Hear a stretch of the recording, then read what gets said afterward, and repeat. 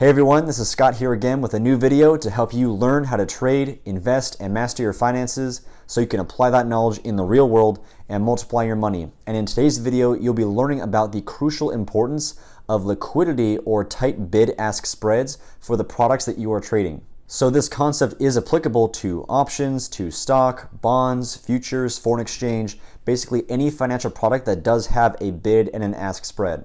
And liquidity is very important because ignoring good liquidity is actually going to cost you a lot of money behind the scenes, so you may not actually even be aware of it. And if this stuff sounds interesting to you, then please do me a favor and hit the like button on this video and subscribe to my channel. I would greatly appreciate it. And so very quickly before we get started here, if you would like to take some in-depth classes on options trading, and stock market investing, then check out my courses on SKILLSHARE. I've been teaching on that platform for well over a year at this point.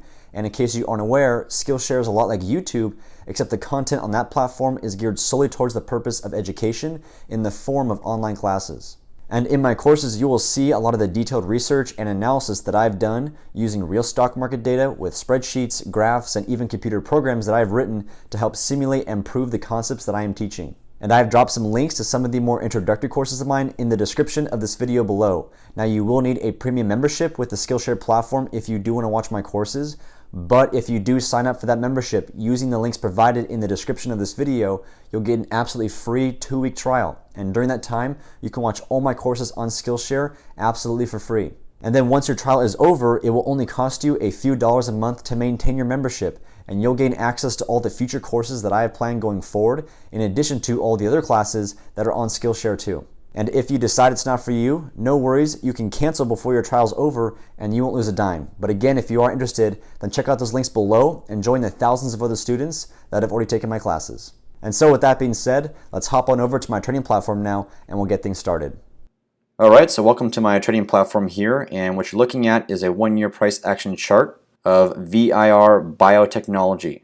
This is just some random stock that I pulled up from my scanner tab so that I can illustrate what bad liquidity looks like first. And so liquidity is just a way of describing how active or how inactive the markets are for a particular asset. And when I say markets, I'm talking about either the stock market for, in this case, VIR stock, or the options markets, or the bonds markets, the foreign exchange markets, etc., etc. And each market can sometimes be very independent of the other. For example, just because the stock is heavily traded, that does not mean the options are also heavily traded. And so because I am an options trader, I will be talking about good and bad liquidity mostly from the perspective of options trading. But like I said earlier in this video, this is applicable to any financial product that you are trading. If there is a bid and ask spread, then liquidity is very relevant. So if I do come to the trade tab now, so we can look at the option chain for VIR, and let's hop into the April expiration cycle. And as usual, on the left-hand side, these are all the call options. On the right-hand side, these are all the put options. And down the middle, these are all the different strike prices. And all these contracts expire on April 16th, which as of today's recording is 33 days from today. And so first off, I want to direct your attention to the bid and ask prices for the calls and the puts. For example, let's focus in on the 70 strike call option right here. The bid price is $3.40 and the asking price is $4.60. And as always, these numbers are quoted on a per share basis. So because these contracts are tied to 100 shares, this is actually $340 and $460.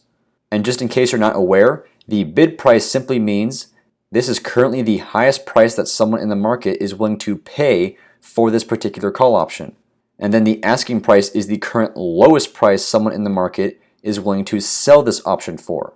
And you'll notice the difference between the bid and the ask is quite significant. There is a $120 difference between these two prices. So what does this mean if you wanted to trade this particular call option? And just for an example, I'll consider this from my perspective as an option seller. So in that case, I would of course be trying to sell this call option for the highest price possible. So ideally around $460, that would be the ideal price for me to sell this call option for. But unfortunately, if the highest price someone is willing to pay for this option is only $340, that means I, as the option seller, am going to have to come down in price significantly just to find a price somewhere in between that both myself and the option buyer can actually agree upon. And generally speaking, this is how markets work anyways. you'll find that the bid price is always going to be less than the asking price. So generally speaking, if you do want to get filled on your order, then you will likely have to place an order with a price somewhere in between the bid and the ask, because chances are someone out there in the market is going to be willing to change their price a little bit too and meet you basically halfway. But the issue in this case is that the bid and ask spread is so wide. So that's why I'm going to be forced to have to move my price down a lot as opposed to just a little bit. And moreover, because these contracts are not very heavily traded, and you can tell that by looking at the volume and the open interest, which I'll talk about in a second here, but because these contracts are not heavily traded, that means there's not a lot of buyers and therefore not a lot of demand for these contracts.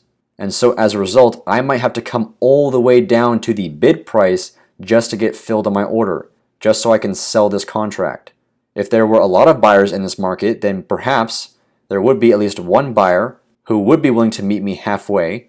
But like I said, if there really is nobody out there to buy these contracts, I may have to go the extra mile to entice them to buy this contract by offering a very, very low price. And therefore, I would be giving up a lot of my potential profits.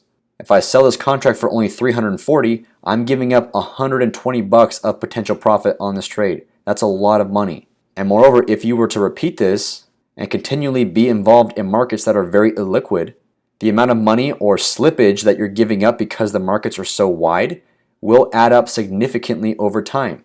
So giving up $100 or so in this case might not seem like a lot of money, but if I do this again on another illiquid stock and give up another $80 in that case, and then do it again on a third stock and give up another $50 on that one, then over the weeks and months and years that I'm trading, I'm going to be giving up thousands and thousands of dollars of potential profits. And like I said earlier in this video, you may not even be aware of this, because these losses, these hidden losses, are just coming from making the trade. Never mind how the trade actually plays out over time and what your losses and profits might be as the trade actually plays out. These losses are simply the cost of just making the trade in the first place.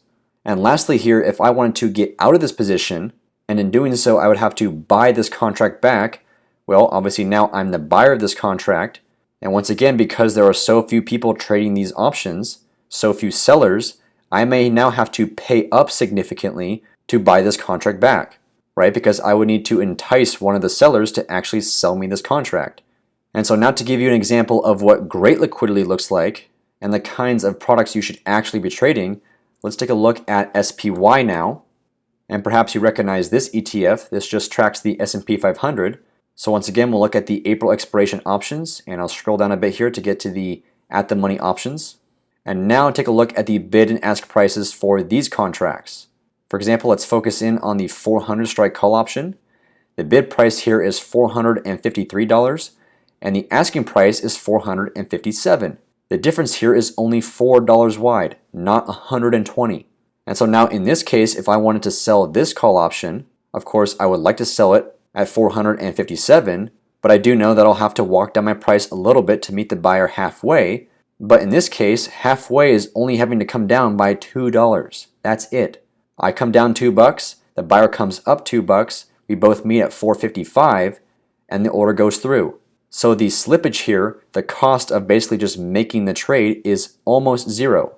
And unless the bid and ask prices were exactly the same, there will always be some slippage when you are making trades.